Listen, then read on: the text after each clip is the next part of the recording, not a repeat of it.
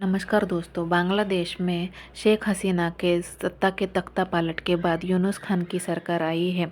बांग्लादेश में यूनुस खान की सरकार आते ही उनके सत्ता में रहने के बाद ही बांग्लादेशी हिंदुओं पर अत्याचार हो रहे हैं और हिंदुओं पर अत्याचार कर कर बांग्लादेश भारत के खिलाफ नफरत की आग में जल रहा है। ऐसे में ही बांग्लादेश की डूबती हुई अर्थव्यवस्था को एक बार फिर से भारत ने ही साथ दिया है और सहारा दिया है। बांग्लादेश में इस वक्त मोहम्मद यूनुस की कार्यवाहक सरकार है। शेख हसीना के देश छोड़कर भागने के बाद से ही पड़ोस देश में कट्टरपंथी ताकतें हावी हो गई है। वहाँ हिंदुओं पर लगातार हमले भी हो रहे हैं।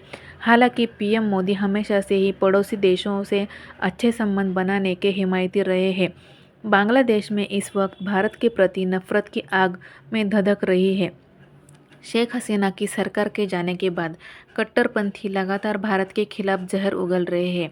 बांग्लादेश की अर्थव्यवस्था तो पहले ही सत्यानाश हो चुका है, लेकिन फिर भी पड़ोसी देश में जिहादी मानसिकता के लोगों का मकसद तो बस भारत से बदला लेना ही है। हालांकि भारत हमेशा से ही नेबर फर्स्ट की पॉलिसी पर चलता आ रहा है। यही वजह है कि महंगाई और बेरोजगारी में डूबती अर्थव्यवस्था से त्रस्त बांग्लादेश की तरफ पीएम मोदी ने मदद का हाथ एक बार फिर बढ़ाया है। बांग्लादेश को 700 टन चावल भेजा गया है।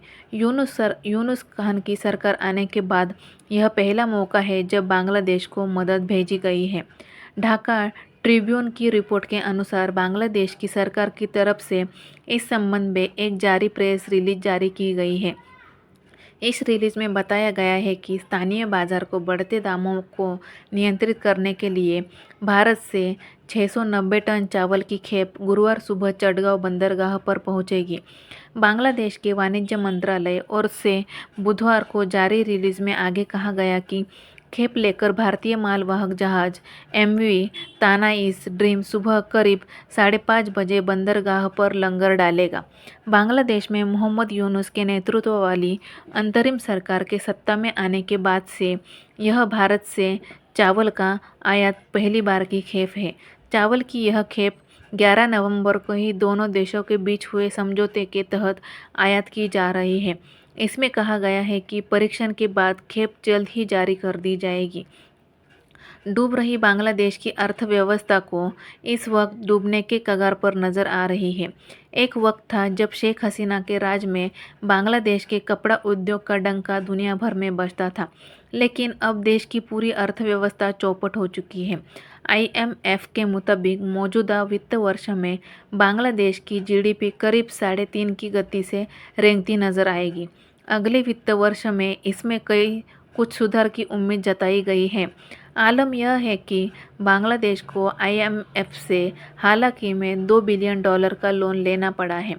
बांग्लादेश में अल्पसंख्यकों की ताज़ा स्थिति बेहद ही खराब है।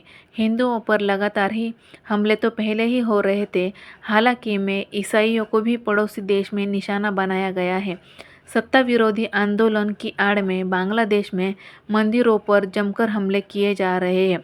हिंदुओं के घरों में लूटपाट की घटनाएं सामने आ रही है और उनके घरों को जलाया जा रहा है। बांग्लादेश में इस्कॉन के पुजारी को देशद्रोह जैसे गंभीर आरोपों में अरेस्ट कर लिया गया है।